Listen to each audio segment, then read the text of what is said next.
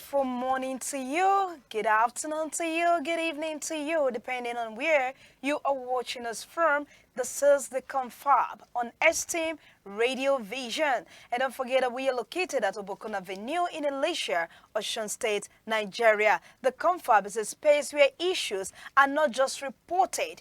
It is a space where issues are questioned, dissected, and placed under the spotlight of reason. So this morning, I need you to stay with us on the Confab. Don't forget to like, share, and leave a comment for us in the comment section. So join in the conversation. Today, Nigeria sits at a familiar crossroads. Big promises, hard policies, and human consequences. The federal government says it will finally make our graduates industry ready. Fantastic. Oh my goodness. What? All right. I need to just, hold my breath. Okay. Polytechnics are being repositioned.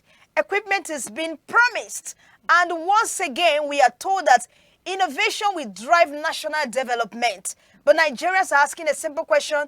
We have had days before. What makes this time different? Then in Lagos, the government has seized 70 commercial motorcycles in a renewed enforcement drive. Officials say it is about safety and about orderliness. Critics say it is about survival and about fairness. When order clashes with hunger and policy meets reality, which side truly wins? These are the questions we Nigerians are asking this morning. Now, and in southern Kaduna, while policy speeches and enforcement exercises continue elsewhere, 166 worshippers remain in captivity. Their crime? Just gathering to pray. The demands are chilling. Motorcycles first, ransom later. It is a story that forces us to confront the uncomfortable truths about insecurity, about denial, and the rising cost of government failure. These are not just isolated stories, they are threads in the same national fabric. Governance versus reality, power versus people, and promises versus proof. This morning, we won't just tell you what happened. We will ask why, how, and who must answer. This is the Confab. Let's talk. I am Chidima Abel, and I have my analyst in the studio in the person of Ohunayo, Ajiboye. Welcome this morning, Ohunayo, Ajiboye. Thank you, Chidima. When I was reading the first story, I saw you smiling, or should I say you were... I don't know if that was a smile or just a reaction coming from the place of a smirk. Okay. It was a smirk because federal government promising they'll make graduates industry ready. Ready for what industry? First of all. But don't worry, we are still coming to that. We'll yes. Into it. Okay, let's go back to the very first story. The federal government says we will give graduates industry-ready skills. I mean, this sounds applauding, Abby. This sounds so interesting.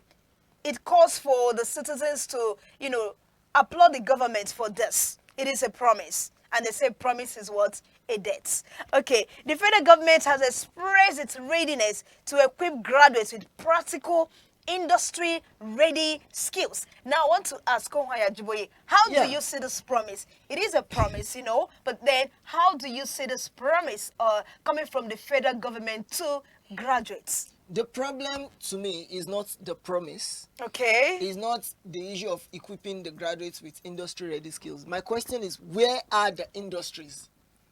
Do we have such industries in the country right now? That's the question. It's not even about promising to make... Graduates are not employable. And then now you're saying, okay... You said graduates are not employable. Wrong choice of words. I'm sorry about that. Thanks for bringing me back. So, graduates, there are so many graduates out there. They don't even have jobs yet. Okay. There's not enough employment to go around. Now, the state of the country has made it difficult for innovative people to build industries in the nation as of this moment. So what are we now talking about? Where are the industries? That's my question. It's not about promising to make graduates industry ready. Graduates have been coming out of universities with good CVs, first class graduates, second class upper, second class honors. They've been coming out of the universities, but there's no job waiting for them. Now you're promising to make people industry ready. Who told you we don't have industry ready graduates already? especially the ones that have to do with industrial things like chemical engineering, uh, mechanical engineering, aeronautical engineering, and so on and so forth. They are industry ready. So They just don't do theory, they do the practical. from the But where are the statements, industries? from the statement here, it shows that graduates are not industry ready. So they want to make them ready so as to be able to, be employable. Just like you said earlier, although you said you made a mistake by... Yeah, graduates are very much employable. But the problem with Nigeria now is the job market in Nigeria expects you to come out of the university with 10 years plus experience. Entry level is no longer entry level. Entry level is a place where you're supposed to learn, but look at the margin, look at the threshold for entry level jobs in Nigeria right now. They want you to come with experience. It's no longer entry level, it's mid level already when you want experience. So it's not that graduates are not employable, it's that the system is rigged against them. Same thing now with the industries. We don't even have the industries yet. And please, nobody should mention Dangote. How many people can Dangote employ? We need the industries to be ready first. Before you start talking about people are not eligible, to put the industries on the ground first. That's what we are saying. Otherwise, all these, to me, will keep sounding like white elephant projects. Okay. Because at the end of the day, there will be no value to it. Let the industries be. The first thing I believe a serious government should do is to create industries. When we have the industries, now you can now talk about That's why they want graduates. to equip them with the skills so that Which even if they skills? fail to provide industries, They will have the skills, but nowhere graduates to will be able showcase to it. provide for themselves. They Do will you have the understand? skills, They'll but be able nowhere. to provide it by for themselves. In what economy? From which grant? What do best graduating students, what do they get as reward? Now, he said in one of his statements, while he was Okay. making it, he said he urged polytechnic leaders to prioritize entrepreneurship. Do you understand? So that they'll be able to, equip themselves with the necessary skills to be able to, open their own businesses rather than depending on the government. That's just what I'm making out of that statement, but I don't know. You may have a, That is not a wrong innovation, but I put it to you, Chidima. No, let me not put it to you. You are not a debater here. We're yes, not I'm debating. not. So I want you to understand is that entrepreneurship has been a thing in Nigerian universities and colleges of education since almost 2012. Since 2011, if we are being truthful with each other. It has been a thing. People have been trained to be entrepreneurs, even up to now. But what we're talking about is you are giving people, you're giving them the education and the knowledge necessary, but you're not putting the tools in their hands. You're not putting the money in their hands. I say it again, what does the best graduating student in all our federal and state universities, what do they receive? Let me say something very funny. Before our very eyes, Osun State people can bear witness. We saw the best graduating students from the University of Osun State once upon a time receive just 10,000 naira cash as reward. Best graduating student, 10,000 naira. What can 10,000 naira do? So what were you expecting? An instant job offer from the government at the point? Even if not an instant job offer, what about a grant that can allow him establish himself? That can make him an employer of labor, that will fix the unemployment problem. These are things we want the government to be proactive in, not white elephant projects and statements. You are making them industry ready. Who told you they are not industry ready? There are so many mechanical graduates there who are good at what they do, but they don't have the funding to establish themselves. And everywhere is already saturated. So this is the problem. It's not just making broad statements, but what are the plans for implementation? Remember, this There is should about... be steps. This is process. I'm talking about the process. The industry should be available first. Look, it's like this. You don't tell people to gather to come and feast, but there's no food ready for them to feast on. Sure. You first prepare the food. When the food is ready, that's when you call people, come and what? Come and feast. It's the same thing here. So how do you tell people come and feast, but there's no food? And then people are gathered to feast. You are not telling them you will make your own food. Okay, but a lot of employers have actually complained in time past that most Nigerian graduates are not employable. And I disagree with that. I disagree with that because one thing I've noticed about the Nigerian job market is a lot of employers, especially those that uses HR. Many HRs don't actually know their job. And I know a lot of them are going to shout and fight in the comments, but that is the truth. Many of them don't know their job. You use the same benchmark that you're using to hire a particular role for the other role. Every role has their own specificity. Everybody has their own uniqueness. You tailor the interview to each of your candidates. Unfortunately, you want to use one broad, this thing fits all, and then you start complaining about Nigerian graduates are not employable. That is a huge lie. Nigerian graduates are the most studious, most hardworking, and most resilient group of people I've ever seen. Oh. So no, that is a big lie. And that is why I'm saying, where are the industries? Because you don't call people to a feast when the food is not ready. Thank you very much. So you mean the problem is not from Nigerian students, Oh. but yes. Blanket statement, the problem is not from the Nigerian student. Look, yes, we know our education It is system. the benchmark used in interviewing them. Yes. Oh. Listen, I know our education system has issues.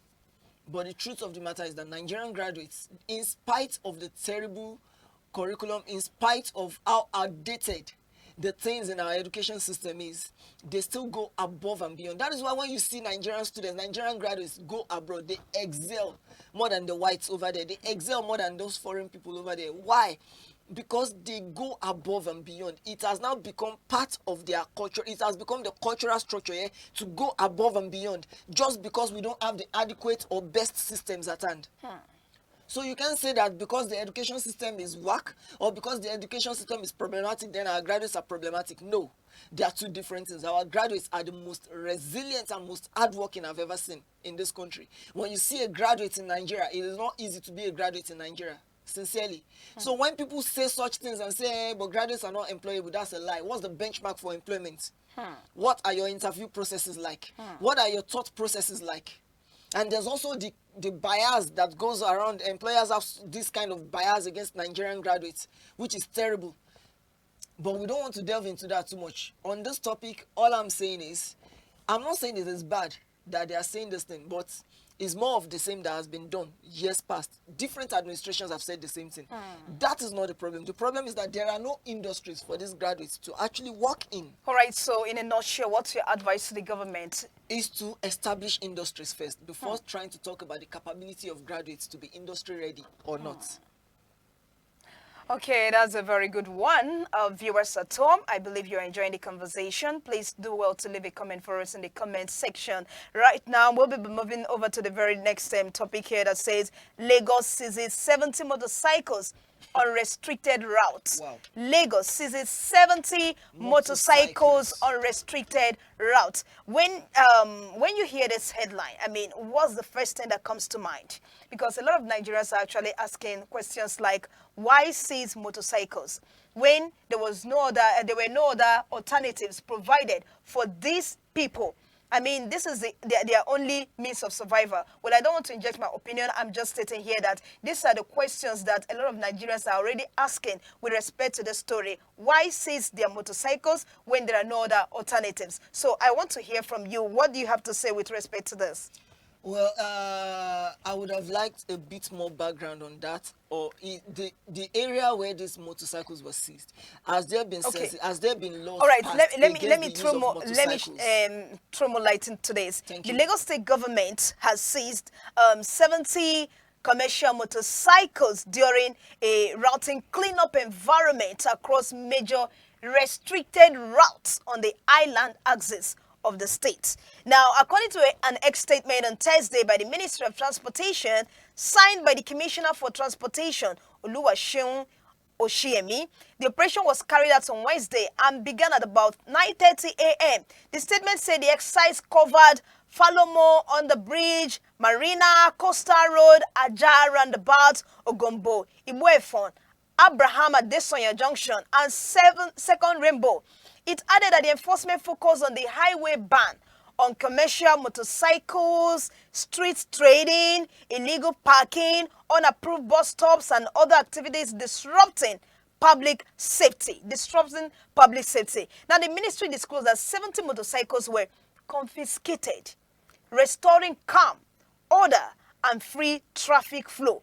On the fate of the seized motorcycles, the statement said that all the seized motorcycles will be forfeited to the state through what? The courts, in line with the Lagos State Transport Sector Reform Law 2018. Now, the ministry thanked residents for their cooperation.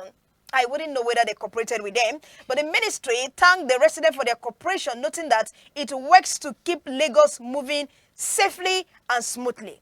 Now, this is the background story. All right, now that I have a background on that, this is what I will say. The law is the law. However much it inconveniences us, the law is the law. It's the But law. now, regarding the law, even the law can be tempered with mercy. Because the truth of the matter is, given the state of the country, given what Nigeria is like at this moment, this motorcycle business is the only means of survival that a lot of people have. Now, does that mean they should break the law for their survival? No. I'm saying the government should be able to find a middle ground. Because now they said commercial motorcycles are banned. I can bet it with you that out of that 70 commercial motorcycles, there are some that belong to private individuals that are not using it for commerce. It's just the only means of transportation they can afford. A single motorcycle now is costing about 1.8 to 2 million naira, thereabouts, if I'm not wrong. That's the price that people used to buy cars once upon a time. Now someone will scrimp and save to buy something of that worth. Not but because just to survive, and then you take it from them and you forfeit it. You have cut them off for their means. I understand the fact that the law is the law, but even the law should always be tempered, should always be applied with empathy. In your thoughts, I mean, I'm what other... saying that is wrong, but I'm saying the government could have found a better way. You know, you can establish, and this is the things about Nigerian government that actually tires me. Is it that our government officials, our leaders and our public office holders, they are not creative, or they are just unable to think outside the box? I'm going to give a simple example. Do you know that in the Federal Republic of Togo, Togo is under a dictatorship, by the way. So that doesn't mean that I actually am in support of the government there. But like, if you see something innovative, appreciate it. Do you know in Togo they have separate routes for heavy duty Exactly. vehicles? I mean, it's the same route, but you dare not drive your car or any other thing on That is designated for... that's designated for the heavy duty vehicles. So much so that there are diversions and there are other routes created for heavy, so that they will not cause any form of traffic obstruction. Same thing for bicycles, same thing for motorcycles. But in Nigeria, there's no such thing. We just do a blanket ban without considering the neighborhood. Now, these neighborhoods that are mentioned, they are not so-called gentrified neighborhoods. Most of these neighborhoods, you have the people that are struggling and trying to survive. They can't afford Uber. They can't afford heavy prices on transport like that. The cheapest and affordable that they can afford is the motorcycle. So now, you are not just cutting people up from means of survival when you place this kind of bans. Of course, the reason for placing the ban is good, but you know what they say, the road to hell is paved with what? With good intentions. But were the right feasibility studies carried out? Was the right research carried out on how this is going to affect even the residents of that area? Now, they will not have that affordable and cheap transportation anymore. They will have to, you know, there's a lot of things to consider. And that's why I said it tires me that our public office holders cannot ever think outside the box. They just do everything blankets. There should be clauses to this kind of thing. However, the law is still the law. The moment the law was passed, there's no excuse for these motorcycle riders. As much as I empathize and sympathize with them, they had no excuse to break the law anymore. But do you really think the law actually favors the poor in Nigeria? Because looking at this, it's only the poor people that were affected by this. Because what rich man is going to be using Okada as a means of, you know, survival, or a means of transportation? Those are the things we're talking about. That's why I said we need creative people, we need innovative people in government. Enough of having the same people who keep retreading the same old laws that don't favor nobody, but it favors them anyway.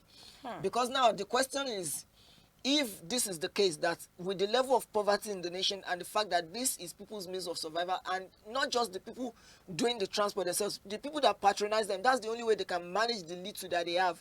So that's the affordable means of transport that they can afford. And then you are cutting them off for it. Has there been any other thing done by the government to mitigate this situation on both sides? Because personally, I believe... What means of survival are you opening up for the Okada riders? And now for the people that patronize them because that's what they can afford, what other means of transportation that will be as cheap as that, as the government provided for them? These are the major questions. These are the major considerations I believe that public officials should, before passing any blanket law. But unfortunately, they passed the law and they are so quick to enforce those kind of laws. But you see, the kind of laws that will favor the poor, they will never enforce it on time. Those are the problems we have in Nigeria. And I'm sure that this conversation is being had everywhere now. People are discussing this. Because I want to believe that these Okada riders who did not just break the law willingly. Of That's their course. only means of survival. They are only trying to survive. So the government really need to look into it. Just like you said, maybe another road should be created for Okada riders in order to accommodate them. Or instead of forfeiting the vehicle. Them, yes, not instead to of alienate them. yes, instead of forfeiting the bikes, motorcycles. I think they should have allowed them to have access to it. They can sell it, use the money for other things, not just forfeiting it to the government. I think that was too strict on the part of the government. Or what do you think?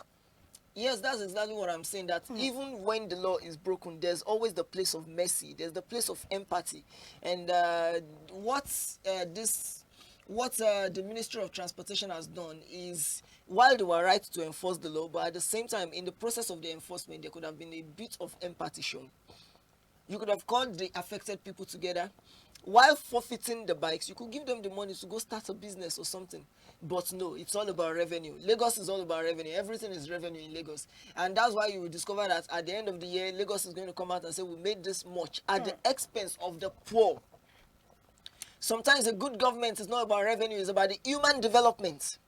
In fact, if you want to know a good governor, if you want to know a state or a city with good governance or good leadership, you don't look at the revenue, you look at the HDI. We call that Human Development Index. The standard of living of your people, did it improve or did it get worse? This is one of the best ways. In fact, it is accepted worldwide that HDI beats IGR anytime. So these are the things we talk about in Nigeria when we say that we don't have a working system yet. We are not talking about the law and the enforcement of the law or the application of the law itself. We are talking about putting things in place that allow everything work smoothly without affecting one another. All right, so viewers at home, please do well to leave a comment for us in the comment section. This is where we'll be wrapping up the story with this particular story, talking about kidnappers that are holding about 166 Kaduna worshippers, demanding 29 million naira deposit. Kamin Wali community in southern Kaduna has been thrown into panic following the mass abduction of 177 Christian worshippers, the second attack in a week. What do you have to say about this? We have talked about this kidnapping, banditry issue all over and over again on the Confab. And here we are meeting another one. Honestly, I didn't want to talk about this today, but then with the way the story was coming, almost all the papers were carrying the story. 177 worshippers, another attack in 1 week. I mean, this is really appalling. What do you have to say about this? It is a big slap on Nigerians' face because by now we should no longer this kind of things. The kind of news we want to be hearing now is that there was an attack and it was foiled. Unfortunately, it's still successful attacks, and which begs the question: what are our intelligence and security forces? What are they actually doing? What are they doing? And the worst part is the denial. Exactly. The police earlier denied it, but later came up to say it was true. You can imagine a thing like that. Now, I think we once discussed the fact that there's every possibility they did not even know. People no longer have trust. There's every possibility that they did not even know that of that course they incident didn't happened. know. How would they know? The level of laxity. How will they know? We all know that, especially Kaduna State is a place. Is a highly volatile state, especially northern Kaduna and southern Kaduna. They are highly volatile to attacks, religious crisis. It happens a lot in Kaduna. So I believe that the security forces should always have been on guard, but no, never. Nigerian security forces always lax. Now, this is not to say that they are not trying their best, but if you're trying something over and over and it's not working, then try another method. Exactly. It's time to implement new strategies, get fresh ideas. Whatever you're doing is not working, as can be seen. It's not working. Try something else. Get more proactive. That's what Nigerians are asking for. We don't want to be seeing news like this. Okay, hear this. One of the victims said, we paid 23 million naira as ransom before those kidnapped on January 11 were released. This is coming from one of the victims, Abel. The terrorists called us on the phone and gave us instructions. Some of our people had to carry the money in sacks and take it to them inside the bush. And now the question is, why the people were doing this to save their lives? What happened to the, security operatives that were, deployed in that area? What happened to them? They were busy celebrating. They were busy doing all sorts of things except the exact thing they were positioned there, they were stationed there to do. That's what happened. They were busy with other things except the main thing they were positioned there to do. Because how does a community get attacked twice? The first attack, you were doing nothing, and the second one happened and you still doing nothing, even denying it. This is a serious problem, and this is part of the things we discussed in a previous confab where Katsina State wanted to release 70 bandits. What message are you passing to the terrorists? That terrorism is big business for Nigeria. That when you're a terrorist, you kidnap people, you kill people, nothing will happen to you. You will get amnesty. But let someone steal as much as a pencil and they will get locked in jail. Or since it's the north and they practice Sharia law, they will get their arms cut off or something else. But for bandits and kidnappers, no punishment. It's always amnesty, dialogue with them. A lot of things are wrong, and eventually this thing is going to blow up to the fact that Nigerians will start seeking to secure themselves. And when that happens, whatever the government says, the government will take. Because we don't pray for anarchy. We don't want anarchy in Nigeria, but that's where we are headed. If the government keeps playing with kids' gloves, you have to remove the gloves. You have to go hands-on. You have to go tough on this issue. Enough of the playing around. Enough of the monkeying around from the security forces and the government itself. It is time to take this thing seriously. We can't depend on foreign forces to come and be saving us every time. We need to save ourselves. And that starts with our security forces first. They should stop being lax. Nigeria should be in a state of emergency. All those areas should be in states of emergency. So where are the security forces? Why are they so lax? These are the main questions that Nigerians are asking. This is what Nigerians demand an answer to. All right, Tom. All right, viewers at home, this is where we're wrapping up the show this morning on the Confab. I want to say thank you to you for staying with us. But before we wrap it up, my analyst here has a final remark, a closing, a parting remark to give you. Well, the truth of the matter is Nigerians, the issues remain the same. The questions remain. And so does our responsibility to keep asking them. You have every right to question the government. You have every right to question authority. And you will see that all the topics we treated today has to do with questioning the authority, if they are doing right. Sometimes people in command, people in the authority, they cannot relate with the people on the ground. They cannot relate with the common people because they are so high on their pedestal. They forget what the common people are suffering. And that is why it is our duty to keep reminding them, to keep questioning them, to keep bringing them back down to earth. Not to humble them or to humiliate them, but to remind them that the common people are the backbone of any nation. And also, thank you very much. Would love to continue this discussion with you in the comment section here on Facebook at Esteem Radio Vision. And if you're afraid of showing your name, maybe for anonymity reasons, you can send us an email at esteemradiovision@gmail.com. Don't also forget you can follow us, you can like, you can subscribe to our channel, our YouTube channel at Esteem Studios.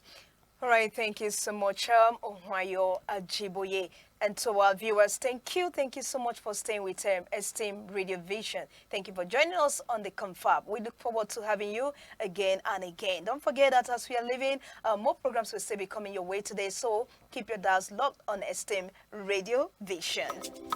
All right, so our chairman in the person of Dike Michael Adeboye Shaolu, the founder of Eniakponle Foundation and Esteem Radio Vision, we say thank you to you. To our producer, Ayomikon, thank you very much. Until we come your way again, I still remain Chidima Abel. Bye for now.